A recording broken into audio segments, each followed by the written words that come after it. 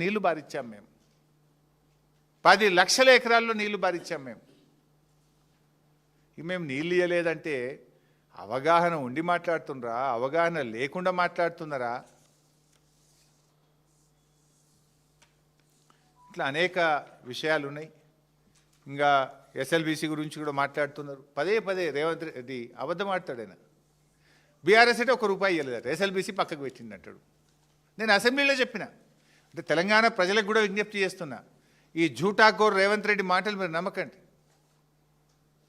అంటే ఆయన ఏంటంటే ఆయనతో సిద్ధాంతం, ఒక అబద్ధాన్ని 100 సార్లు ఆడితే నిజమైద్దనే సిద్ధాంతాన్ని రేవంత్ రెడ్డి గారు అమలు చేస్తూ ఉన్నారు. ఎస్ఎల్బీసీ ప్రాజెక్టు మీద బీఆర్ఎస్ ప్రభుత్వము అసలు మేము వచ్చినాడు కల్వకుర్తి కూడా, నేను first time as irrigation minister కల్వకుర్తికి పోయిన పంప్ హౌస్కు. నేను పోయినాడు పంప్ హౌస్ అప్పటికి పాడుబడిపోయి 5 ఏళ్ళు ఆ మూలకబడి. నేను పోయి ఆడ నిలబడి చూస్తుంటే గబ్బిలాలు లేచినాయి. వాళ్ళకెళ్ళి పంప్ హౌస్ దగ్గర వెళ్ళి గబ్బిలాలు లేచి వచ్చినాయి పైకి. అంటే గన్నేళ్ళ నుంచి మూలకపడ్డది ఆనాటి కాంగ్రెస్ పాలనలో. గబ్బిలాలకు స్థావరం అయిపోయింది ఆనాటి కల్వకుర్తి ప్రాజెక్ట్. మేము కదా దాన్ని పూర్తి చేసి 3 లక్షల ఎకరాలకు నీళ్ళు ఇచ్చింది. అట్లే ఎస్ఎల్బీసీ మొత్తం బేరింగులు పోయి ఆ టీబీ మిషన్ మూలకు పడ్డది. బీఆర్ఎస్ వచ్చినాక అడ్వాన్స్ ఇచ్చి పైసలు ఇచ్చి ఎస్ఎల్బీసీ పనులను పునఃప్రారంభించి 1358 కోట్లు ఖర్చు పెట్టి 12 కిలోమీటర్ల టనల్ తవ్వినాం మేము. 12 కిలోమీటర్లు తవ్వినాం మేము. We spend 1358 crores. పక్కా లెక్క చెప్తున్నా కదా నేను, నీ లెక్క గాలికి చెప్తలేను కదా. ఆ ఎస్ఎల్బీసీలో భాగంగా ఉండే ఆ నీళ్ళు ఎడికి రావాలి? Dindi balancing reservoir, Penlipaka balancing రిజర్వాయర్లోకి ఎస్ఎల్బీసీ నీళ్ళు వస్తాయి. అటు ఎస్ఎల్బీసీని తవ్వుతూనే ఆ వచ్చిన నీళ్లు ఎస్ఎల్బీసీ ద్వారా వచ్చే నీళ్లను కాపాడి ఆయకట్టుకి ఇవ్వడానికి దిండి పెన్లిపాక రిజర్వాయర్లు కూడా మేము పనులు చేసినాం. 3892 కోట్ల రూపాయలు ఖర్చు పెట్టి ఎస్ఎల్బీసీ ప్రాజెక్టులో అంతర్భాగమైన దిండి పెన్లిపాక రిజర్వాయర్ల నిర్మాణం చేసింది కూడా బీఆర్ఎస్ పార్టీ. అసలు మొత్తం ఆ ప్రాజెక్టు మీద 10 ఏళ్ల కాంగ్రెస్ ఖర్చు పెట్టిన దానికంటే 9.5 ఏళ్లలో బీఆర్ఎస్ ఎక్కువ ఖర్చు పెట్టింది. నువ్వేం చేసినావయ్యా? రెండేళ్ళు అయింది నువ్వు వచ్చి. 2 ఏళ్లలో నువ్వు 1/2 కిలోమీటర్ కూడా అవ్వలే.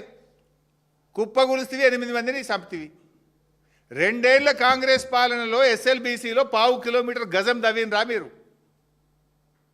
మేము 12 కిలోమీటర్లు తవ్వినాం, దిండి కట్టినాం, పెళ్లిపాక కట్టినాం. 3892 కోట్ల రూపాయలు ఖర్చు పెట్టింది బీఆర్ఎస్. ఇది మా నిజాయితీ నల్గొండ పట్ల, ఇది మా చిత్తశుద్ధి. నువ్వేం చేసినావా 2 ఏళ్లలో? గజం తవ్వినావా? గజం తవ్వలే, ఆగమాగం చేస్తేవి, దాన్ని కుప్పగూలిస్తేవి, 8 మందిని కడుపులో పొట్ట పెట్టుకుంటువి.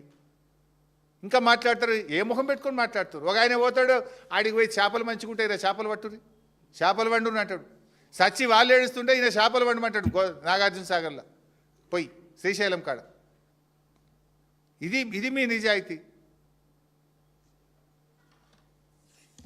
సో మేము ఫైనల్గా చెప్పేది ఒకటే, ఈ చిల్లర మాటలు కట్టిపెట్టు. కేసీఆర్ గారు ఒక స్టేట్స్మెన్ లాగా ఆయన మాట్లాడినాడు, నువ్వేమో స్ట్రీట్ రౌడీ లాగా మాట్లాడుతున్నావు. ఇష్యూ బేస్డ్ మాట్లాడు, దాన్ని ఒక ముఖ్యమంత్రిగా నిజాయితీగా స్వీకరించు, తప్పులను సరిదిద్దుకో.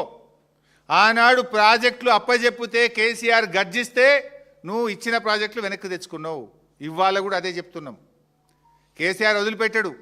ఇదేం చిల్లర పంచాయతీ కాదు, ఇది రాష్ట్ర భవిష్యత్తు, ఇది కోట్లాది మంది ప్రజల భవిష్యత్తు. బీఆర్ఎస్ ఊరుకోదు, ప్రజాక్షేత్రంలోకి పోతామని చెప్పిన కేసీఆర్ గారు రేపు నల్లగొండలో, పాలమూరులో, రంగారెడ్డిలో బహిరంగ సభలు పెడతాం. ఇంటింటికి డప్పు కొట్టి కాంగ్రెస్ ద్రోహాన్ని వివరిస్తాం.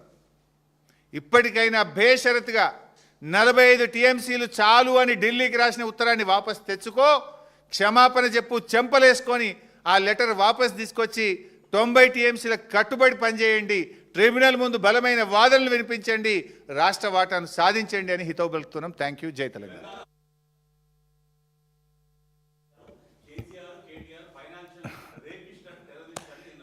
ఆయనకు నేను సమాధానం అవసరం లేదే. దువ్వూరి సుబ్బారావు గారు చెప్పిండ్రు, టోనీ బ్లేయర్ గారు చెప్పిండ్రు. ఒకసారి ఆ వీడియో తీసుకొని చూడమని.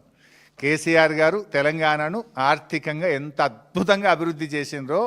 It's not me, Tony Blair and Duvvuri Subbarao told them. Please see the video.